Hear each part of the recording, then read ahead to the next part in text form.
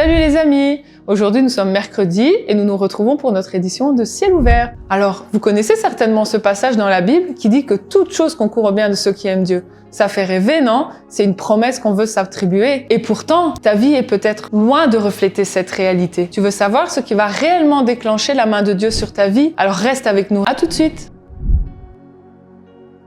À tous nos abonnés, bonjour. Je me présente, Noémie, et nous sommes sur le plateau de Ciel ouvert. Je suis accompagnée de maman Yvette, la maman de Noémie. Voilà. Alors aujourd'hui, nous allons parler d'un sujet d'actualité. Il s'agit de la psychologie positive. Peut-être en avez-vous déjà entendu parler. C'est une pratique axée sur les différentes forces de caractère. On parle alors de sagesse, on parle d'humanité, on parle de résilience. Jusque-là, il n'y a pas vraiment de côté négatif. Pourtant, c'est une pratique qui va vous demander beaucoup d'efforts humains et un travail conséquent à faire sur vous-même. Nous, on veut vous proposer autre chose, quelque chose de plus grand, de plus puissant et plus durable que la psychologie positive. Il s'agit de la foi. Alors maman, que peux-tu nous dire sur la foi et pourquoi elle est indispensable dans notre vie de prière? Que nous dit la parole de Dieu par rapport à la foi? Dans Hébreux 11, au verset 1er, il est dit ceci. Or, la foi est une ferme assurance des choses qu'on espère et une démonstration de celles qu'on ne voit pas. Quand une personne dit avoir la foi, comment est-ce qu'elle doit se comporter? Cette personne doit se dire, je crois avant même d'avoir vu. Je me conduis comme possédant déjà avant même d'avoir saisi. C'est cela, avoir la foi. Et dans Marc aussi, le Seigneur Jésus-Christ nous dit dans Marc,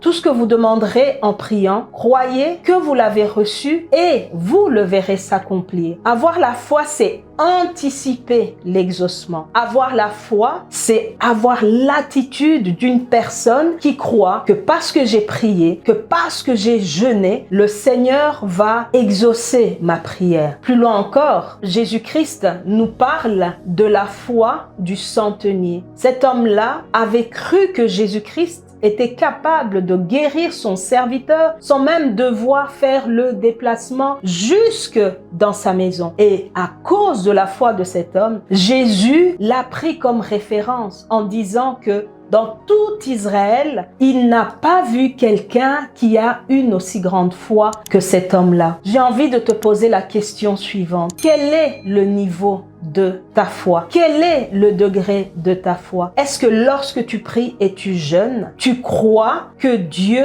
va t'accorder ce que tu as demandé? Ou alors au niveau de ton cœur, il y a encore des doutes? J'ai envie de te dire, toi qui m'entends, toi qui m'écoutes, aie la foi et tu verras le Seigneur agir dans ta vie. Amen, amen. Effectivement, personne ne voudrait être comparé à Thomas, n'est-ce pas? Non, pas du tout, parce que Thomas, lui, il a cru une fois qu'il a vu. Ne soyez pas comme Thomas, mais soyez comme le centenier romain qui, entre nous, en soi, c'était un païen. Et pourtant, Thomas, c'était un disciple qui n'a pas cru. Nous soyons des enfants de Dieu qui croyons dans les promesses de l'Éternel et qui mettons la foi au niveau de l'exaucement. Amen. Effectivement, c'est ce que nous voulons voir arriver qui doit prendre le dessus. Pourtant, il arrive que parfois inconsciemment, nous doutons, nous limitons et donc nous avons la même attitude un peu que Thomas. Nous limitons l'impact de Dieu dans nos prières parce que nous avons une nature humaine qui nous demande d'abord de voir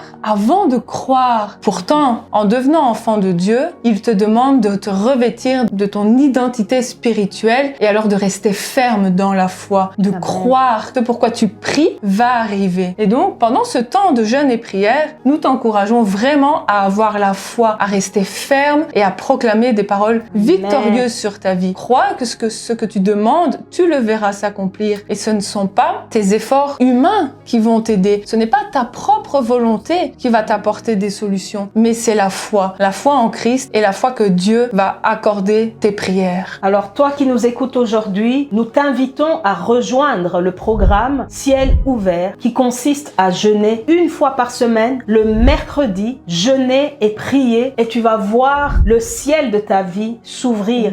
Et n'oublie pas l'ingrédient tellement important à rajouter au jeûne et à la prière, comme on l'a vu aujourd'hui, la foi, qui est une ferme assurance des choses qu'on espère et une démonstration de celles qu'on ne voit pas. Si tu crois, tu verras la gloire de Dieu. C'est ce que la parole nous relate également. Donc peu importe tes problèmes, peu importe ta situation, peu importe ce par quoi tu es en train de passer, prie jeûne et aie la foi. Tu dois avoir la foi parce que notre Dieu, il est fidèle. Il est fidèle, il est fidèle. Amen. Amen. Alors si comme moi, tu as été encouragé, abonne-toi, partage la vidéo et on se retrouve la semaine prochaine pour une nouvelle émission. À bientôt. À bientôt. Soyez bénis. Ciel ouvert.